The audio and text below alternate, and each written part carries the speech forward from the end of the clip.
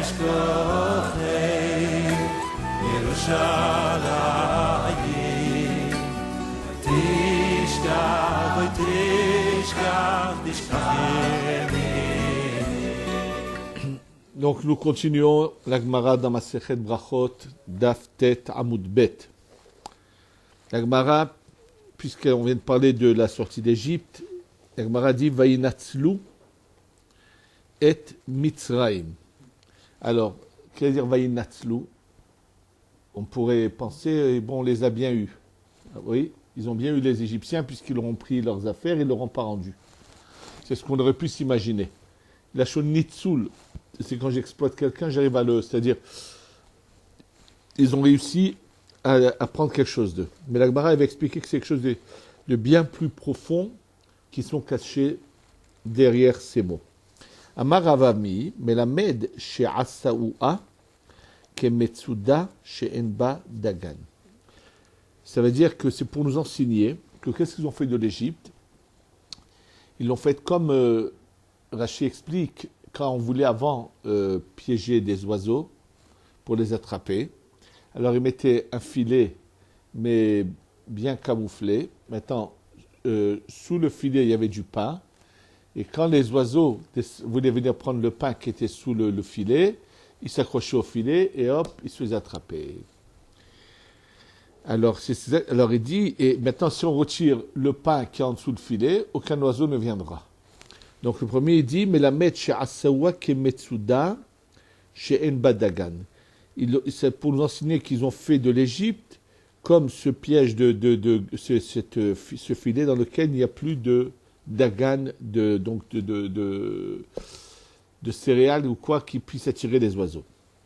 Veresh Lakish Shamar Asaoua Kemetsula She'enba dagim.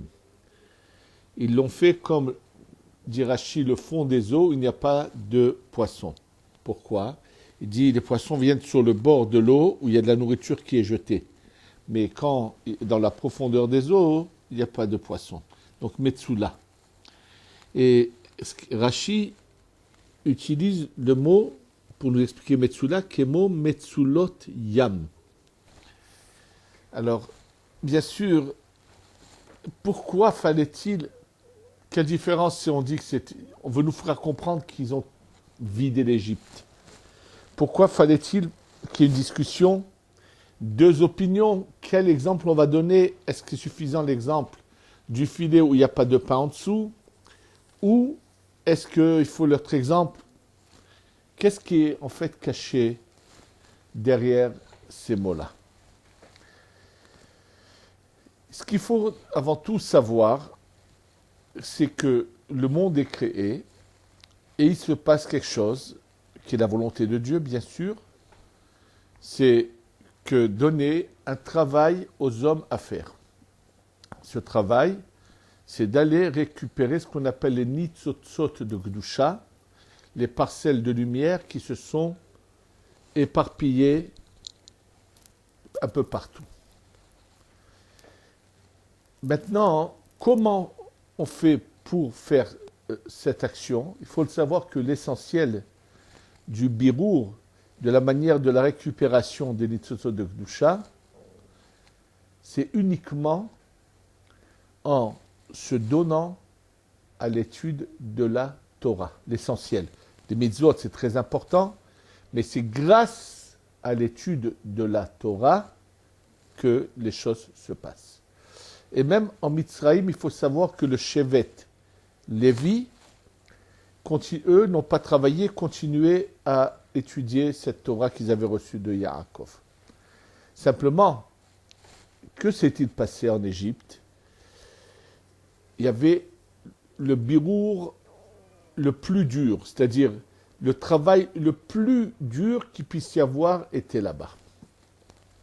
Et il aurait été impossible, quand même en 400 ans, ils n'auraient jamais réussi à faire le birour. Impossible. Et d'ailleurs, ça va expliquer, jusqu'à présent, il n'y a pas eu encore ce birour qui a commencé à être fait. Donc jusqu'à présent, il n'y a pas de peuple juif, il n'y a qu'un mélange. Donc il n'y a pas à qui donner la Torah. Maintenant, pour comprendre un peu mieux la profondeur de ce qui est marqué ici, après on va expliquer les deux exemples, il faut savoir que toutes les âmes qui étaient incluses dans Adam Arishon, donc on est concerné bien sûr par la faute, l'erreur d'Adam Arishon, elles étaient toutes, c'est-à-dire Adam Arishon c'était comme un corps géant de lumière. Bon, après la faute, lui il descend, il fait son travail, mais et tout est tombé, ou tout est tombé.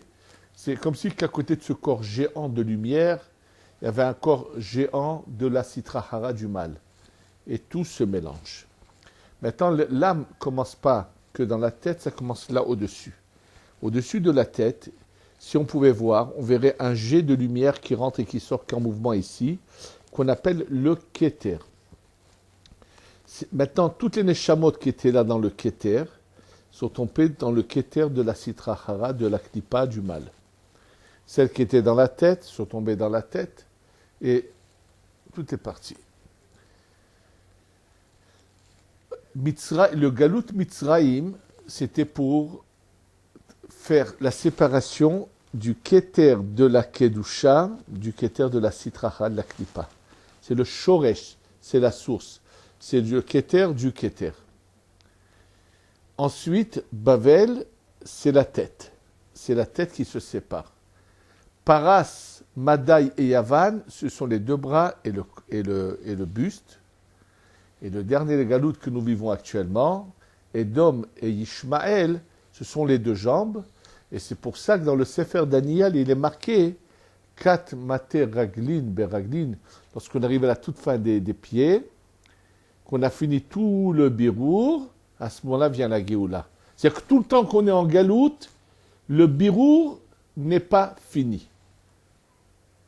Maintenant, ce qui nous incombe de faire, même quand on aura fini et que le Mashiach viendra, il y aura encore un birour à faire, on va expliquer, à finir, à compléter, mais ce qui nous incombe de faire n'a pas encore été fini. Et tout le temps que le Mashiach n'est pas là, c'est la preuve qu'on n'a pas fini ce birour. Au moment où on le finira, bien sûr que le Mashiach viendra.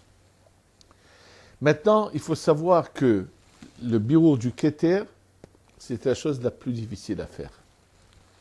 Qui c'est qui a fait ce travail? C'est Akadosh Baruch Hu. Bien sûr, il y avait le Shevet Levi, il nous a donné des mitzvot à faire comme la Mila et le Korban Pessah, mais c'était juste pour justifier qu'Hachem fasse le birour. Mais ce n'est pas que nous, on pouvait faire ce birour. En fait, le birour a été fait par Hachem. Celui qui a vraiment envie de bien comprendre cela devrait se procurer la Haggadah de Pessah de Rabbi Haïm Falaché, qui s'appelle Haïm Lerosh. Et dans sa préface à la Haggadah, il ramène le Hida qui ramène le Harizat sur ce que je vous ai dit pour les différents galuyot. Et lui, là-bas, explique en long et en large que c'était Akadosh Baruch Hu qui avait fait le travail du birour en Mitzraïm.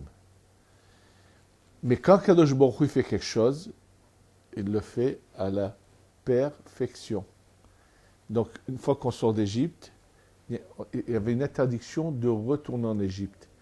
Toute la raison pour laquelle on est en galoute, c'est pour être mevarer les birourim. En Égypte, c'est fini, il y a plus de, donc il ne faut plus retourner là-bas. Maintenant, comme ils avaient fauté, ils étaient repartis, ils ont fait un petit mélange. Est-ce qu'il faut quand même aller les récupérer ou pas? C'est une marloquette, mais il faut le savoir que sur le principe. Et d'ailleurs, avec cela, le Harizal explique que si on veut que pourquoi la Torah elle prévient, elle dit aux Am Israël, attention, s'ils agissent mal, je vous ramène en Égypte et personne ne veut vous acheter comme esclave et personne ne veut vous acheter. Dit le Harizal, quand est-ce que un peuple veut assujettir sous lui et soumettre sous lui le Am Israël, seulement qu'il y a des birourim à faire. Une fois que les birourim sont finis, ils ne veulent plus du peuple d'Israël. Il dit, c'est pour ça qu'en Égypte, qu'on a fini le birour, donc C'est ça la malédiction, c'est que je trouve dans un endroit où il n'y a pas de birour à faire. Et il dit, Ve'en koneotrem, personne ne veut vous acheter. Je crois que si les gens comprenaient, ils verraient que c'est ce qui se passe aujourd'hui. Aujourd'hui en France, on ne veut plus des juifs, par exemple. C'est tellement évident, mais on le dit, c'est carrément dit à haute voix.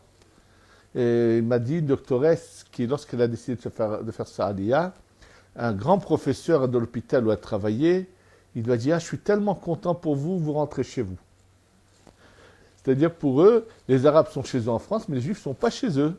Et sous toute forme de manière, c'est dit, mais c'est tout simplement, c'est parce que, une fois que le birour est fini, il n'y a plus rien à faire. Et ceux qui restent, alors risquent de s'enfoncer dans la Sitra Achara.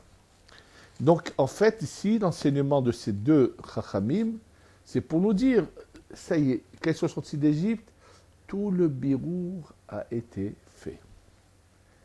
La question que, bien sûr, j'ai vu que le Ben Ishraï pose et essaie de comprendre, pourquoi il y en a qui comparent ça au Dagan et un qui compare ça au poisson. Alors, le Ben Ishraï veut expliquer la différence entre les deux opinions. Est-ce qu'on peut repartir en Égypte aujourd'hui ou pas?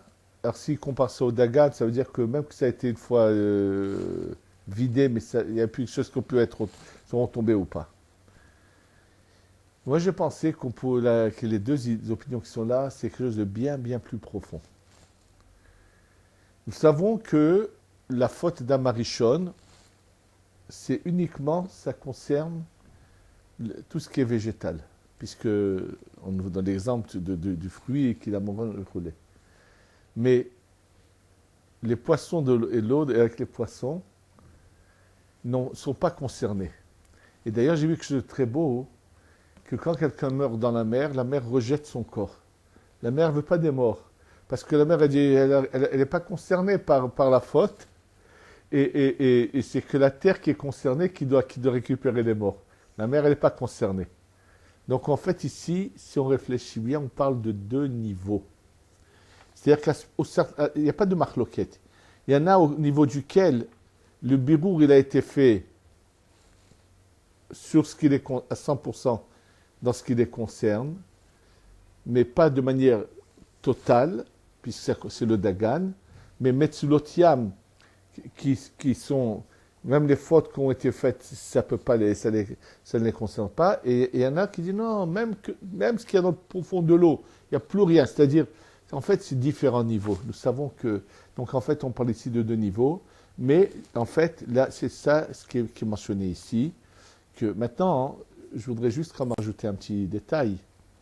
Donc, s'il fallait absolument aller en Égypte pour récupérer les nitzotzot de Gdusha, alors comment se fait-il que Yaakov essaie d'éviter cette descente en Égypte? Il faut savoir que ça peut se faire de deux manières. Ou bien il faut absolument être là-bas, ou bien puis-je juste faire des allers-retours, ou même s'il y a un pouvoir, des fois c'est comme un aimant. Et Yaakov, s'il n'y avait pas eu la faute des frères de Yosef qui avaient vendu Yosef, ils auraient pu faire ce birour d'Eretz Israël comme des aimants et récupérer cela. Maintenant, il faut savoir encore autre chose, qu'il me semble avoir vu dans Rabbi Yaakov Abu Hatzera, qui dit, étant donné qu'en Égypte, c'est le Keter c'est la source, c'est la racine de tout. Lorsque le Keter il a son tikkun, tout le corps suit. Dans le Zohar, c'est marqué Kad Amma de Racha etakan, Kol Amma etakan. Que la tête du peuple est réparée, tout est réparé. Et il dit réellement, s'ils n'avaient pas fait la faute du Hegel, ils en finissaient avec les Galouyot, puisque ils avaient été metaken le Keter emmène tout derrière. Maintenant, avec le Hajj Hegel, il n'y a que le Keter qui restait Metoukan et le reste est revenu. Il fallait donc continuer à avoir les autres Galouyot pour en finir. Donc, c'est ça ce qui est marqué dans l'Agmara. Continuons. L'Agmara continue à parler de la sortie d'Égypte. Eye, Asher, Eye. Quand Moshe dit à Kadosh Baruch Hu, quand il lui dit qu'est-ce que je vais leur dire, tu lui dis Eye, Asher, Eye, Shelahani. Ça veut dire Eye, Asher, Eye. Amarla Kadosh Baruch Hu, Kadosh a dit les Moshe, Lech emor lahem, les Israël, va dire au peuple d'Israël, Ani haïti imachem b'she'abud ze, vani eya imachem b'she'abud malchuyot. moi, j'étais avec vous dans cet esclavage-là, et je serai avec vous dans les autres malchuyot. Amar lefanav ribono shel olam, daya letzara besharta. Akadosh Baruch Hu, Moshe dit à Akadosh Baruch Hu, pourquoi leur raconter ce qui va se passer après? Mais ça suffit de leur annoncer que maintenant ils vont être délivrés, sans besoin de leur dire que de nouveau il y aura des exils et qu'ils seront de nouveau délivrés. Amar Akadosh Baruch Hu, lech emor lahem, yesh va et dis-leur, yesh lahani alechem, Dieu m'a envoyé vers vous. En fait, quand Hachem revient sur ce qu'il a dit, en fait, Akadosh Baruch Hu fait une révélation à Moshe. Et Moshe, il lui fait une révélation lui disant, dis-leur que j'étais avec eux et je serai avec eux. Moshe comprend qu'il faut leur dire qu'il va y avoir d'autres galouillottes. En fait, Akadosh Baruch Hu, il voulait tout simplement qu'il leur transmette le secret de la Géoula. C'est-à-dire que la Géoula, la délivrance, vient de ce qu'on appelle la Bina. Alors, juste pour un peu se mettre les choses, pour comprendre un peu les choses, Vaya Bayomaru Itaka Be Shofar Gadol. Sera sonné un grand chauffard. Ça veut dire que c'est un grand chauffard. Alors, Rizal explique que ce n'est pas un chauffard de 3 mètres ou de 10 mètres, c'est le grand chauffard. Le chauffard, c'est une allusion à des lumières du monde de la Hatzilut. Alors, il y a le petit chauffard, il y a le grand. Alors, c'est-à-dire que la Hanaga, le monde est géré des 6 millénaires dans ce cycle que nous vivons. C'est ce qu'on appelle la Hanaga de Tiferet ou Malchut, des 6 Sphirot avec la Malchut qui gèrent ces 6 millénaires. Mais après, on monte au monde de la Bina. Le monde de la Bina, c'est au-dessus du temps et au-dessus de l'espace. Parce que le temps et l'espace sont des créations de Dieu. Et lorsqu'on monte au-dessus du temps et au-dessus de l'espace, on se rattache au monde de la Bina, qui est le monde de la délivrance, et c'est le monde dans lequel il n'y a ni nourriture, et c'est d'ailleurs, chaque Kippour, il y a un peu une lumière de la Bina se révèle à nous, et c'est pour ça que nous ne mangeons pas à Yom Kippour. Cette lumière, cette Hanaga de la Bina qui est au-dessus du temps, dont chaque Shabbat est un peu de cette révélation, mais qui est en fait la révélation qui dépasse les 7 millénaires, le 7e millénaire aussi, qui est au-dessus. Donc on pense que nous, on rentre dans le 7e millénaire, c'est une manière de parler, mais on passe au-dessus du temps, et on se rattache à la Bina qui est au-dessus. Puisque la Bina, c'est la 8e sphira du bas vers le haut. Donc 7, c'est ce qui est Tachateva dans la nature, 8, c'est les Marla Midechateva, et donc c'est pour ça que la Brit Mila est une allusion aussi à la Hérout, à la délivrance, pareil. Et le Shem Ehye représente la Bina. Maintenant, qu'est-ce qu'il est dit au niveau de la Bina? Il est dit que lorsque ceux qui auront eu le mérite, Tzadikim Yoshvim Va'atrotehem Berashem, c'est-à-dire qu'ils sont assis et leur couronne est sur leur tête. Qu'est-ce que cela signifie? Ça signifie que la Malchut qui est aujourd'hui en bas se retrouve au-dessus de la tête. D'accord? C'est-à-dire que la Malchut change d'emplacement et elle devient Ateret Ba'ala, qui est Besod Eshet Ha'il Ateret Ba'ala.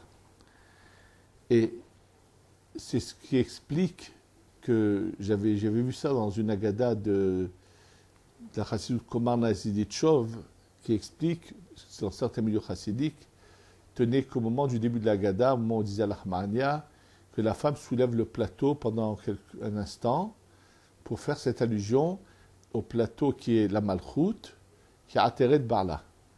Et avec cela, j'ai compris cette coutume que nous avions en Afrique du Nord et qui est mentionnée par le Hida lors de son voyage, de son Pessah qui passe en Tunisie. Il le raconte comment le serviteur lui demande le plateau qu'il a fait tourner autour de la tête des hommes, faut-il le faire tourner aussi autour de la tête des femmes? Il lui dit, bon, il avait fait 3 fois autour de la tête des hommes, il lui dit, c'est bon, la tête des femmes, une fois, ça suffit. Et en fait, c'est parce que, c'est-à-dire qu'à l'origine, le minag était que si les femmes tournaient le plateau sur la tête des hommes, c'est l'allusion de Eshet Ha'il Ateret Ba'ala, puisque le soir de Pessah se révèle un peu de ce Horabina qui se révélera au moment de la Géoula. Et c'est pour ça que 50 fois, la sortie d'Égypte est mentionnée dans la Torah, puisque la Bina est représentée par Hamishim Sha'are Bina. Et c'est pour ça qu'il est dit que Metzetra Meretz Mitzraim Arenu Niflaot, comme les jours de ta sortie d'Égypte, je te montrerai des merveilles. Et il dit le Zohar, Arenu Niflaot Nun Pelaot. Nun, 50 Pelaot. C'est-à-dire que c'est pour nous faire comprendre, c'est le Horabina qui se révèle. Et d'ailleurs, il y en a qui ont mal interprété le Zohar quand il disait que dans le Lef HVI, il y aura 50 000 Doroth. En fait, le Lef HVI, pour nous faire comprendre le Zohar que c'est la Nagata Bina, il parle de 50. Mais c'est pas que on sera au-dessus du temps, c'est juste, ça veut dire que les 50 niveaux de la Bina. Et donc, en fait, Akadosh Baruch Hu révèle à Moshe la profondeur de la sortie d'Égypte. Bien sûr, Moshe pense qu'il doit le dire à tout le monde. Vous savez, il y en a qui vont comprendre. Qu'est-ce qu'ils vont comprendre? Et Yachéreï, ils ne vont pas comprendre la profondeur des choses. Et pour eux, ils vont dire quoi encore des servitudes? Alors il dit Akadosh Baruch Hu, mais il dit Akadosh Baruch Hu, c'est pas ça ce que j'ai l'intention. Je t'ai pas dit de le raconter à tout le monde ce secret que je te donne. C'était que pour l'élite. Mais pour tous, tu diras Eyeh Shelachani Alechem. C'est-à-dire ceux qui seront en mesure de comprendre le sens profond. Bien sûr, tu pourras leur transmettre le secret de la chose. Sinon, les autres, Eyeh Shelachani Alechem. C'est-à-dire que la Torah, elle a plusieurs apparences. Celui qui veut que qu'on appelle ça, vraiment l'écharpe ou le par-dessus de la Torah, il prend que l'écharpe ou le par-dessus. Celui qui veut la chemise, il prend la chemise. Celui qui veut la lumière, le hors de la Torah, la Neshama Torah, il prend la Neshama. Donc, c'est ça ce qui a été dit ici. Continuons. Aneni Hashem Aneni. Maintenant, on passe totalement à autre chose. Lorsque Eliyahu Navi veut montrer que l'idolâtrie ne tient pas debout. Et donc, il va rassembler au mont du Carmel, d'un côté, tous ceux qui suivent le Baal, qui était l'idolâtrie de l'époque, et ceux qui sont hésitants, et ceux qui sont derrière Eliyahu Navi, où on va construire 2 autels. Et finalement, le feu descend du ciel, et il va brûler. C'est Eliyahu Navi qui a prouvé que Dieu est unique, et que le Baal, c'est de la bêtise, et ils vont à ce moment-là même tuer ces faux prophètes du Baal. Alors pourquoi a-t-il dit 2 fois Aneni Hashem Aneni? Amar Rabbi Habu. Lama Amar Eliyahu Aneni Shne Pe'amim. Pourquoi Eliyahu a dit 2 fois Anenu? Mais la mettre Shamar Eliyahu l'ifna Kadosh Baruch Hu. Pensez que Eliyahu a dit à Kadosh Baruch Hu, Ribon Shalom Aneni Shetered Esh Min Hashamayim Betochal Kol Asher Ala Mizbeach. D'abord, réponds-moi et fais qu'un feu descende du ciel et mange tout ce qui est sur l'autel. Ve'aneni Shetasir Da'atam Kedei Shelo Mu Ma'asek Shafim. Et réponds-moi que enlève de leur tête, qu'ils disent pas, oh, il est très fort en sorcellerie, Eliyahu Navi. Sheneemar vata hasebotet liba mahoranit. Et toi, tu as détourné leur cœur en arrière. Ça veut dire qu'il leur a montré que c'est-à-dire que eux, l'époque de Eliyahu Navi est tout à fait l'opposé de notre époque. Je vais expliquer. Aujourd'hui, n'importe quel pantin ou charlatan ou rachat qui fait des miracles, tout le monde en fait un baba. Malheureusement, c'est triste parce que ça fait des fois des malheureux, des catastrophes, comme si elle se passait tout récemment en Israël, le cas d'un vaurien qui s'appelle Hen, qui se promenait le Shabbat et un Swarat avec un bon stramel et qui faisait des choses miraculeuses. Il arrivait à leur faire des choses spectaculaires et c'est ce qui a fait le malheur de quelques jeunes qui l'ont suivi. Ensuite, après qu'il il leur a fait des choses spectaculaires, il leur a fait faire des choses comme des sadismes, des horreurs. Et c'est pour ça qu'ensuite la justice a très gravement puni ces pauvres malheureux jeunes qui étaient à la recherche de spectacles et qui ont cru que c'était ça le judaïsme et qui se sont retrouvés avec 20 ans, et 17 ans, 12 ans de prison malheureusement. Leur vie est gâchée parce qu'ils ont suivi Et c'est le grand malheur de notre génération que n'importe quel vaurien qui fait de la sorcellerie des choses spectaculaires, et tout de suite, les gens en font une idole. Et il y en a combien malheureusement? Et il y en a, sont très nombreux à être comme ça. Il y en a même un qui d'origine française qui a écrit des livres, et je peux vous dire que c'est un monsieur qui n'a jamais étudié la Torah, mais il est tellement enfoncé dans le mal qu'il a tout simplement un Shindalet qui lui dicte des choses, il les écrit, et il a un public autour de lui qui malheureusement le suit, et comme ça sont nombreux ceux qui suivent les charlatans, parce que vous aurez vu des choses qui paraissent miraculeuses. Ça, c'est notre époque. L'époque d'Eliaou, c'est tout à fait l'inverse. Les miracles ne les surprennent pas du tout, puisqu'il y a tellement de gens qui sont capables de faire de la sorcellerie qui ne sont pas du tout surpris de cela. Et donc, Eliaou Hanavi craint que, bien qu'il va prier à haute voix pour dire Dieu fait ça, que finalement ses opposants, qui sont malheureusement des idolâtres, vont dire ah, Eliaou, tu as su mieux te servir de kishouf, de sorcellerie.